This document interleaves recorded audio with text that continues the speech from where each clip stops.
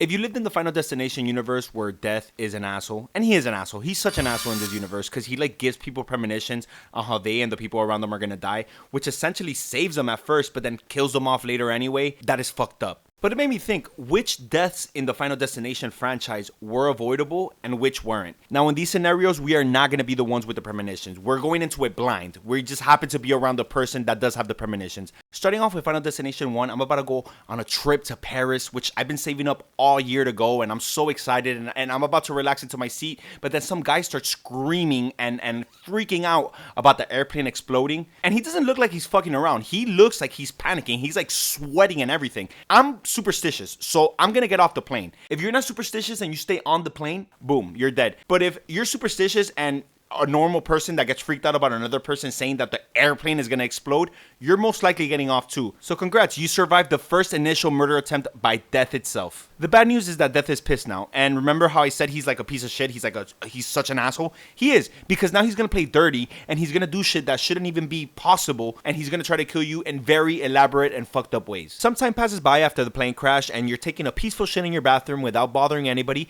and your toilet starts to leak. That happens. That could happen. Your toilet leaks, there's puddles, whatever. You clean it up. But what water does not do is follow you. But fuck it, in this case it is. So you slip in that water, you fall into your bathtub, and now the very thing where you hang your clothes is now hanging you. And I know, your first instinct when you're choking to death is to panic. But panicking has literally never been effective ever in the history of life. So relax for like just 1 second. With one of your arms, grab the side of the bathtub, and then with the other arm and your other hand, unwrap the cord from around your neck. Is this not avoidable? To me, I think maybe I'm just not a fucking idiot, but I would have survived. So in my opinion, this death was totally avoidable. Now, Death doesn't always have to do super elaborate shit because I don't know if you've noticed, but like there are so many dumb people out there. Like this girl, Terry, she's mad at her boyfriend because her boyfriend is being an asshole. He's being an asshole to Alex for absolutely no reason. Alex does not deserve that shit. But she's bitching at her boyfriend, and as she's bitching at her boyfriend, she's crossing the street without looking both ways, by the way. So she gets hit by a bus, which I don't know about you guys, but I learned this shit in elementary school. Look both ways before you cross the street. You know how many times I've been hit by a bus? Literally 0. So in my opinion, this death was avoidable. Fast forward, and now we're at the teacher's house, and she's at home making herself a little drinky poo. She has some ice cold vodka in the freezer, some ice. She pours vodka and ice into the mug, which is kind of insane. Like, at least put some club soda in there because that has to taste horrendous.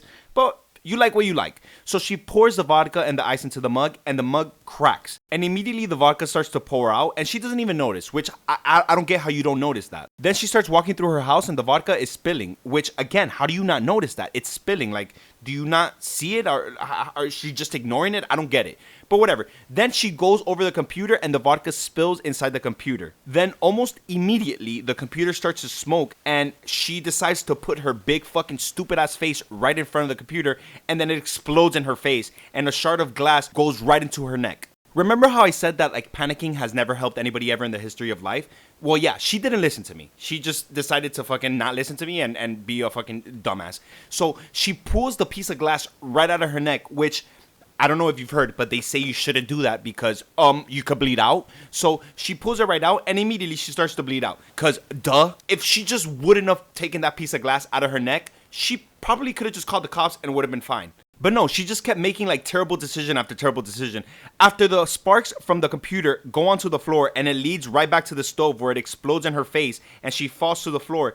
Then she reaches for the rag that's on top of the knives. She pulls the rags and a knife goes right into her chest. At this point, you're fucked. You're dead. No matter what would have happened after that, you're dead. Because she's a fucking idiot. So in my opinion, that death was avoidable. All she had to do was not be a fucking idiot and she would have lived. Isn't that crazy? Now we're at the train tracks where Carter decided that he wanted to be a badass and then just stopped right in front of the train, and then he regretted it. Luckily, he got saved by Alex, and now they're all just standing there on the side of the train tracks and the train is passing by. And Billy's just standing there chilling, like he didn't do anything wrong. He's just standing there on the side of the train, shocked at everything that just happened. Then a piece of shard just decapitates him. That one's completely unavoidable. Like what the fuck does he know that there's a piece of shard that's gonna decapitate him? There's no way to know that. So that one, I give it to him. It's unavoidable. Sorry, Billy. After everything that happened, Clear, Alex, and Carter think that everything is good. They survived. We're chilling now. But then Alex starts to get like super paranoid, and then it gets like super windy. And Clear's drink spills on Alex's map, like the diagram that shows who's gonna die in what order. And then he starts to freak the fuck out. And then he gets up and he's like, guys, you guys need to stay away from me. I don't think death is done. And then Clear gets a premonition that Alex is gonna get hit by a bus. She warns him, the bus swerves and hits a pole, causes this big ass sign to swing down. It almost hits and kills Alex, but Carter is a cool guy now. He's like really nice now. So he saves Alex and then he just stands there. Hello, if something swings forward, what's it gonna do after it swings forward? Idiot, it's gonna swing back. How about you stay down on the floor or move? But he didn't, so now he's dead. And that's how the movie ends. Thank you guys so much for watching. If you enjoyed, please give a like and subscribe if you haven't. And let me know, which deaths do you think I was wrong about? Like, do you think that some of the deaths that I said were avoidable were actually unavoidable? And vice versa? Let me know. Also, I'm going to be doing one of these for other movies, so keep a lookout. Just letting you know.